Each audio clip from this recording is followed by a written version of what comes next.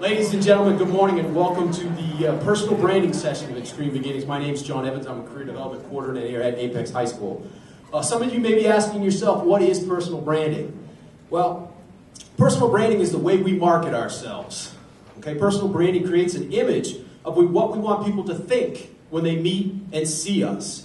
Okay, what we say, how we act, how we dress, and the things that we do all project an image, especially to possible employers. Okay? One of the ways this is proliferating nowadays is through social media.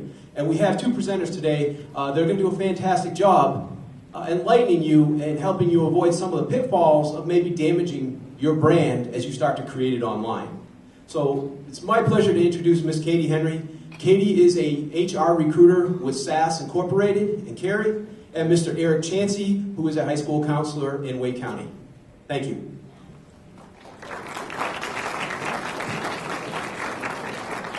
So for the moment, all you're going to know about me, other than I'm a high school counselor, is the name, Eric Chansey. Get out your smartphones, please. You have 60 seconds to find me online. ERICCHANCY.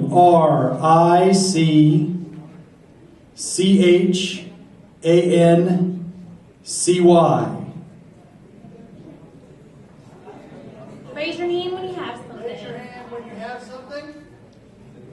You can only take the first five. You got to run through this. What do you got? LinkedIn. I have the LinkedIn profile. LinkedIn profile.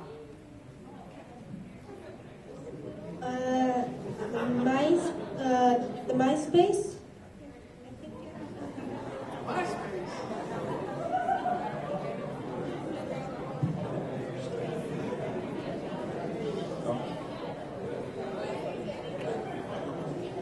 Twitter. Google Plus. I have his address. Yes, I do live somewhere. All right. Quick.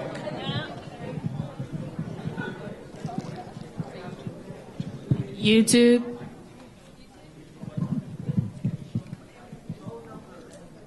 Ooh, we got a phone number. One more. Last one. Rate my teacher. Oh. Wonder how those are. That was actually one of the ones that was read last time. Oh, okay. Yeah. So, here's what you found, okay? You found some information about me. Now, is there anybody in here who would look at what that information says immediately out of the abstract and would say, nope, this is immediately not a good candidate for hire, for admission, for anything else? Is there anything damaging that you have found? I think it depends on what your YouTube videos are.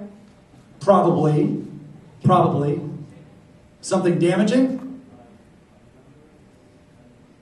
Phone number is plainly stated. Is that a reason not to interview me? Is that a reason not to admit me for something else? So here's what we're trying to get at this morning, guys. The things that you post, the things that you are going to put online have the potential to cause you a lot of angst going down the road. Bottom line, you are in control right now of a lot of the things that are going to happen for you over the rest of your lifetime. You are directly in control of it. But that very quickly can get out of control if you're not careful about what you are posting online. So, real quick, that little thing that you've got in your pocket, the smartphone, well, this is actually how it all started. This is the very first computer. This thing weighed 60,000 pounds. What you've got in your pocket weighs a couple of ounces and has more computing power and more storage capability than this could ever hope to. You have a great amount of power that you carry with you all the time. And because the quote of from whatever the movie is happened, what? With great power because comes Now, you all know that, and yeah, it's Spider-Man, okay? So some people are going to laugh that off, but it's the truth. It really is the truth. Because you're going to decide what your options are come next. And some of you are going to work really hard academically to make those options possible. And then some of you are going to shoot yourselves in the foot, even having worked that hard, by the things that you post. That's the reality of it, because it's happening. And we're going to review some examples of that today. It's really important that you guys get how the rest of the world is using social media to make determinations about what options you have and what your opportunities are next. We got to run through a lot of stuff in this, and so we're not going to be able to open some of the presentations. But a gentleman who started about 5 different technology companies, he did a seminar where he basically came down to identity equals reputation. Your identity equals your reputation. So, what is your reputation online? What is your identity online? What are people seeing and saying about you as a result of what you're posting? In these social media statistics, 1 out of every 7 minutes of the day is being spent on Facebook. That was a couple of years ago, actually, so it's probably more now.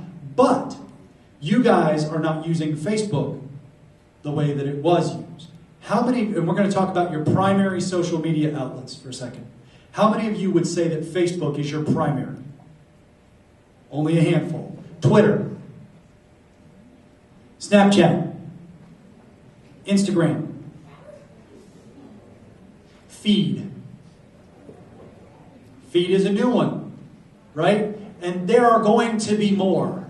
There are always going to be more. That's the allure of technology. It's always something new. It's always something different. It's always up and coming. Here's the problem. People think that somehow they've managed to behave themselves on Facebook, but they're not behaving on Twitter. That they're just throwing stuff out there because they can. They're getting in little anti-contests with, people from their school and saying things that they wouldn't say to their grandmother. Okay? I'm going to give you a very basic rule. If you wouldn't say it in front of your grandmother, don't put it online. Because there is the potential for it to come back and damage you. Not me. Not me. I'm being careful. On internetsafety.org, you will find a lot of statistics about how things are being used and what people are doing online. But let's say that you don't buy any of the statistics, okay? You don't believe that any of the statistics are true. All right, here are some real-world examples. So, people have posted on Facebook that they went to a party, that they got thrown out of a college because of whatever happened, because their behavior in the rest of the world is being posted publicly, and it's coming back to have real-world repercussions. Aide resigns over posts. In New York, a gentleman who is the deputy press secretary for the Manhattan Borough. That's a pretty important job. Well, he had to have something to say about an incident in Cambridge, Massachusetts. He didn't need to run his mouth about it, but he did. Bottom line, he's out of a job. He's done. He's history, because he had to run his mouth online. Twitter gets you fired. Now, I hate to say that any of this is my favorite, but this is my favorite, all right? Twitter gets you fired in 140 characters or less is what this leads to. And what happened was a guy posted online. He was offered a job by Cisco. How many of you would like to work at Cisco, you think? Would that be a good job to have? Okay, so let me borrow you for a second, all right? What's your name? Dominic. I don't want to hold your hand. Come here and stand up. So Dominic, I've never seen you before. I've interviewed you. I've talked to you on the phone. We've traded email. But Dominic, would you like a job paying more than $100,000 a year to come work at Cisco? Sure. And Dominic says on Twitter, Cisco just offered me a fantastic job. Now I have to weigh the utility of a fatty paycheck against the daily commute to San Jose and hating the work. Hating the work. This is the quote on Twitter. Now, you didn't say it, but this guy did. And Miss Henry, who is the recruiter for Cisco, well, she's really SAS, but we're going to pretend she's at Cisco, sees it, because this is really what happened, and says, so who's the hiring manager? Because I'm sure they'd love to know that you hated the work. We here at Cisco are versed in the web. So Dominic, the next phone call that you get is, you can stay at home, you don't have a job at Cisco anymore, you never walked in the door, and you're not getting any money. Ugh! Thanks. And Eric, I have an example, a real life example, on kind of how social media can tell on you. I had a candidate who told me they had a degree, and we were having trouble verifying that degree, so I just started digging around online, and things weren't adding up between his LinkedIn page, and it sounds nitpicky, but as a recruiter, I pick things out. So when you say you went to a college and give me a course of study, most everyone puts BS or BA. And this guy didn't, and I started thinking, that's not right. And we're asking him for his diploma, and he sends us a fake one. But in the meantime, I start digging around online. I go to this university, and I said, yeah, I'm going to talk to someone in the Department of Public Policy, because that's what he got his degree in. Funny thing is, that school didn't have a Department of Public Policy. And so I called the school, and I said, but this guy, and he sent me the diploma, and I sent it in, and I said, look, he's got the degree. And they said, oh, that's fake. So he didn't get the job. Social we do media, our research. We do our research online. And that's really what it comes down to, is people can find out about you based on what you're putting online. They have the ability to start tracking that information down, because as much power as you have, they do too. And I want you to think about something.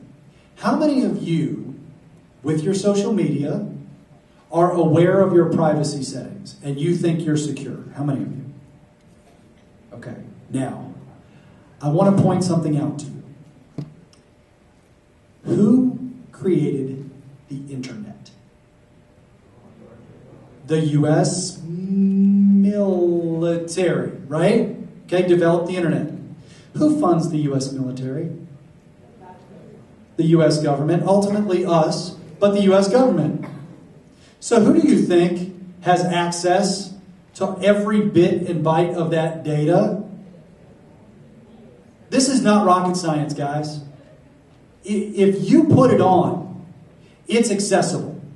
And for those of you who are putting timestamps on things like Snapchat and you think it actually disappears, I got to tell you something. It's not. It's not going away. Because in order to get there, it had to move through a server. And that is permanent. That is forever.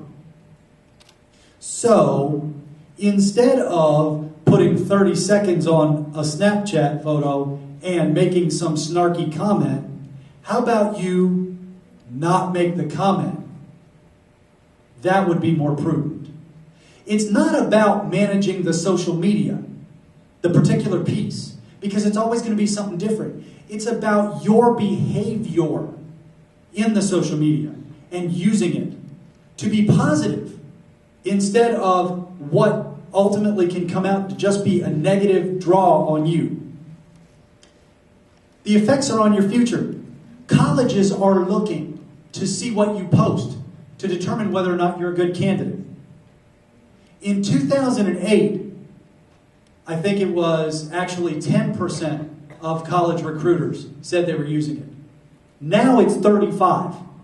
They're using Facebook, they're using Twitter, they're using LinkedIn, they're using Snapchat and Instagram to find out about you and what you're posting. And if what you're posting is pictures of you doing all kinds of things that you aren't supposed to be and acting like you're getting away with it, chances are that admissions recruiter is going to have a negative influence on your admission. 35%. That's the negative influence. 35%. College admissions recruiters said that 35% of what they see negatively impacts students' chances. That means 1, 2, 3, 4, 5, 6, 7, 8, 9, 10. You 3.5 don't get the opportunities that everybody else does because of what you posted online. Is that going to be you? You decide.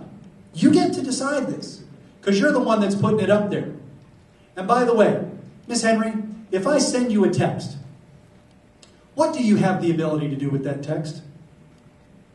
Save it to my phone, forward it, send it out, redistribute. As soon as you post something, guys, it is out of your control. You need to understand the implications of that. Some of your friends are really, really good about not sending stuff out, but some people just don't care. Some people even have family members who really aren't that savvy about it, and so they just start throwing things out. Be careful about you and what you put out, because it can get away from you in a heartbeat. The effects on your future. Colleges think it's important enough to help you scrub your online footprints at this point, because so many people are shooting themselves in the foot with what they're posting online. And they're really not scrubbing it. All they're doing is pushing it down in the results. That's really all they're doing. What are employers looking for when it comes to the stuff online, Miss Henry? Oh yeah. So we're looking, that sounded funny. Oh yeah. I'm not from Minnesota. I'm from North Carolina. I went to East Wake. Is East Wake in here? Oh, another one. So when we look online, we're looking at what are you doing online? Are you blogging? Do you have a LinkedIn profile? We don't want to hear about what you had for lunch or see a picture of it, even though that's, cool and everything. That might not be y'all's age group, that might be more mine. But we want to see what are you doing in the industry you're looking to work in. If you're a techie, you want to be in a technical field, do you know the latest and greatest? Are you tweeting about that? Are you blogging about that? If you want to be in communications, are you using the best communication style you can? Because when I look you up and I pull up, your resume or your Facebook or what have you, I'm looking at how you talk. I personally can't search Facebook, but I have a lot of recruiter friends who do. And if they're trying to decide between you and someone else, they're going to look at your Facebook or whatever else comes up. And you think it's hidden? I don't know how to do it on Facebook, but I know how to get into LinkedIn profiles that aren't public. That's what we do. And so when they find that information, they say, I'm trying to decide between, y'all been picked on enough. I'm trying to decide between these two, same background, same education, same experience. Is there something on your Facebook that's going to keep me from hiring you? I'll choose him based solely on, something you put out there. When I look at your Twitter and blogs, are you blogging about, the cool things you're doing in your job and how much you love your career and you love what you're doing? Because that's the person I want to work for me. Not the one that's like, another day at work, played on Facebook a while, it was so much fun. Yeah, I'm not going to hire that person. So be really careful what you're putting out there now that can affect you in the future. And boy, I really hate this job. What about that one? That one's a good one. Yeah. So Ms. Henry mentioned the last time, if you're out there and talking about how you hate your job, how likely is she to move you through the rankings to say, hey, this person needs to be looked at because they hate their job? It's probably not going to happen. Okay? So again, just about caution. So what we want to get into, and Mr. Evans has been kind enough to give me an extra 5 minutes, we want to get into what you guys can do positively. But for just a minute, your social score is the new credit score. How many of you are familiar with credit scores? What do?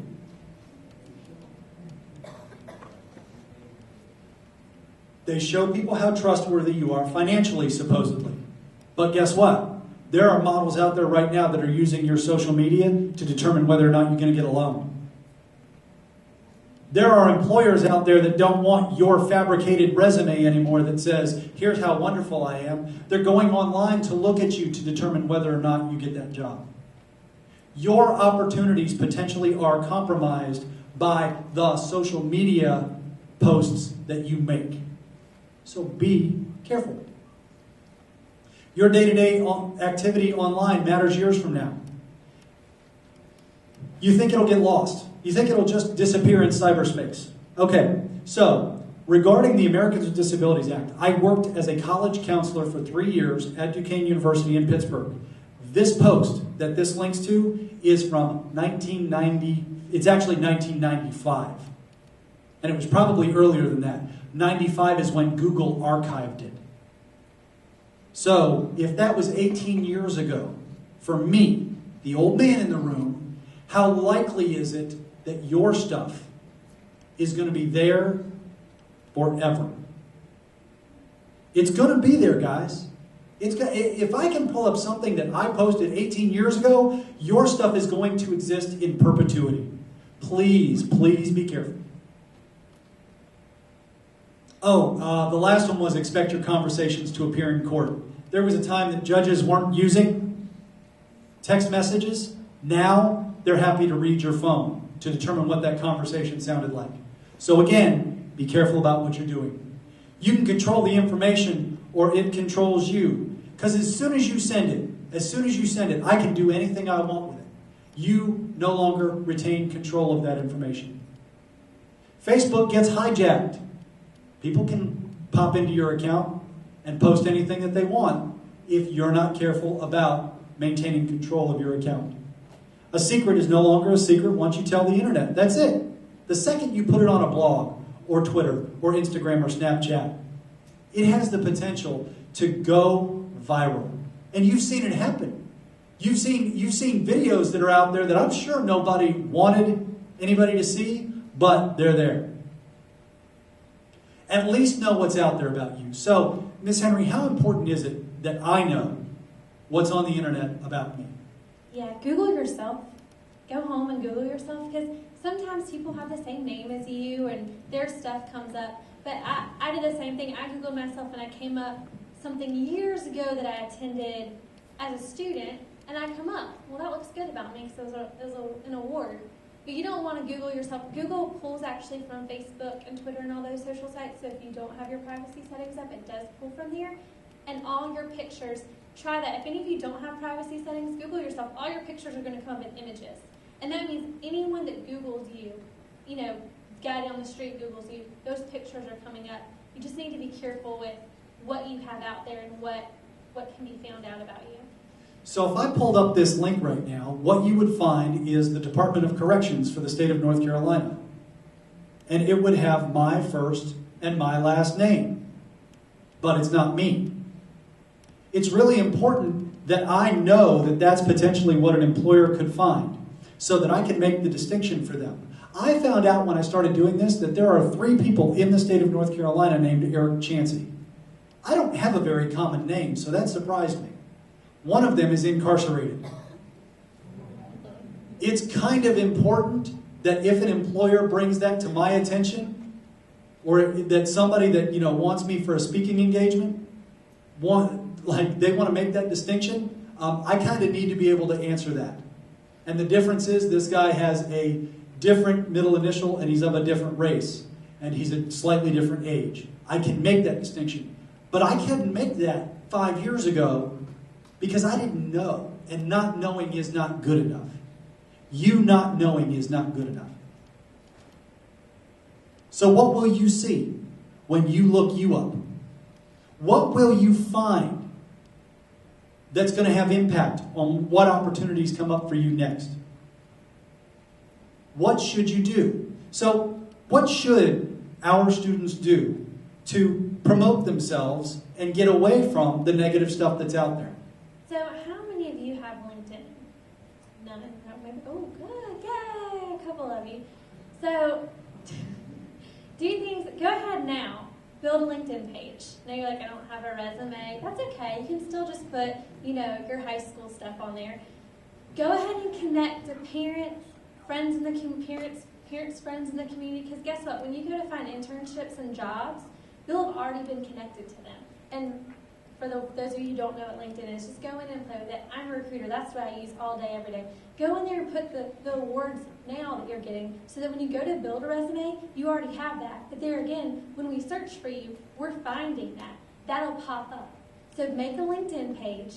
Put in there all your awards, accolades, clubs. Like I said, it's not going to mean a lot now, but when you go to apply for colleges, you can put that on your resume that you have LinkedIn. They'll go and look at it, and they'll see all those things that maybe you can't fit onto your resume. Like I said, go ahead and start connecting to people, because when you go to look for a job, you look at that company, you're going to see someone you know, a parent or someone you used to know. You can send them a message and say, hey, I'm applying for this job, will you help me?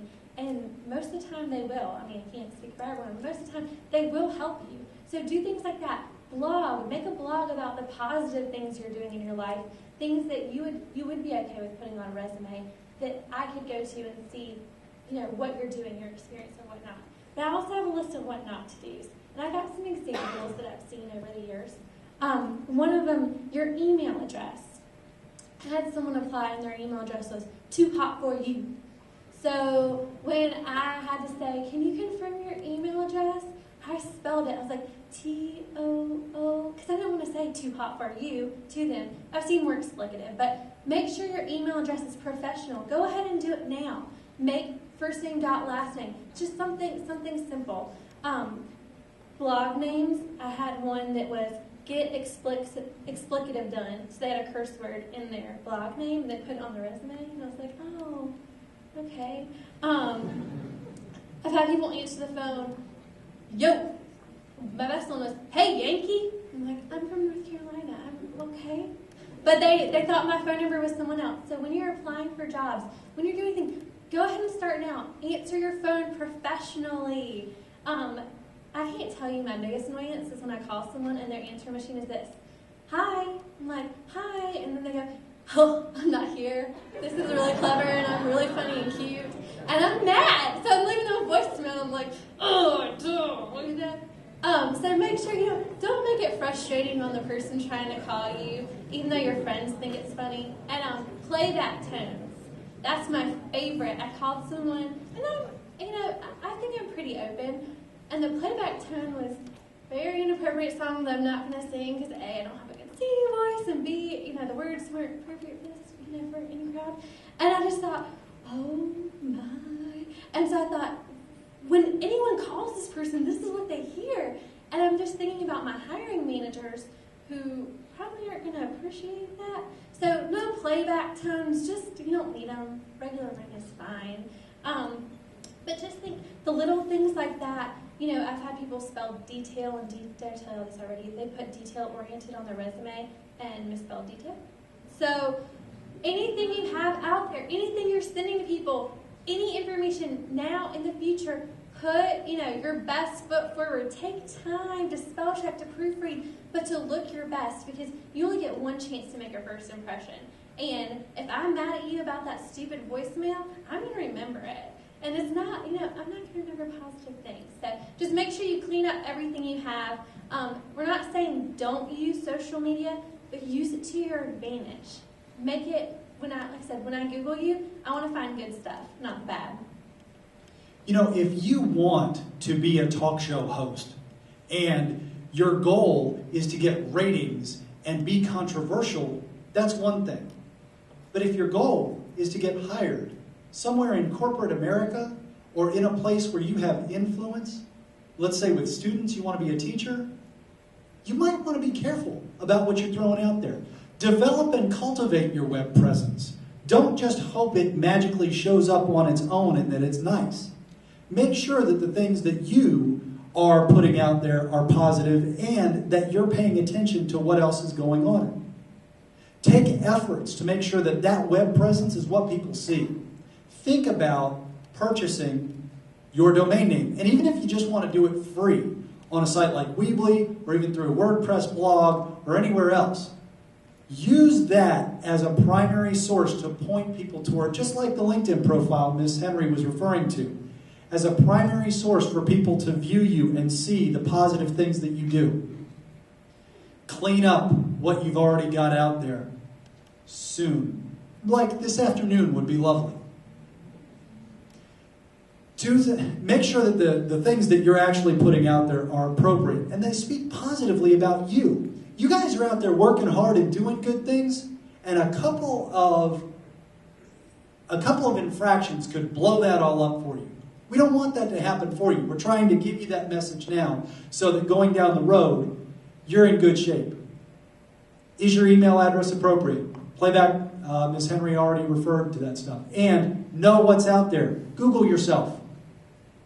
Figure out what you've got and what exists. And understand how that job search is being affected. There are experts out there who will tell you this is a bad way to go. And trolling on the web is one of them. You know, we all know these people, okay? They're looking to say something nasty every time somebody posts something. They just got to say something rotten. That doesn't need to be you. That does not need to be you, because when Miss Henry Googles you, that may be one of the first things that comes up.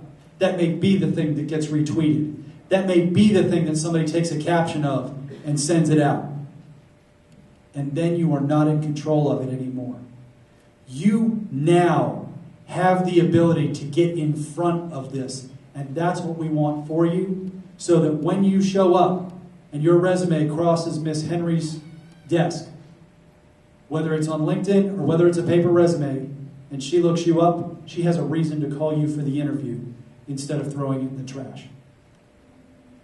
Questions?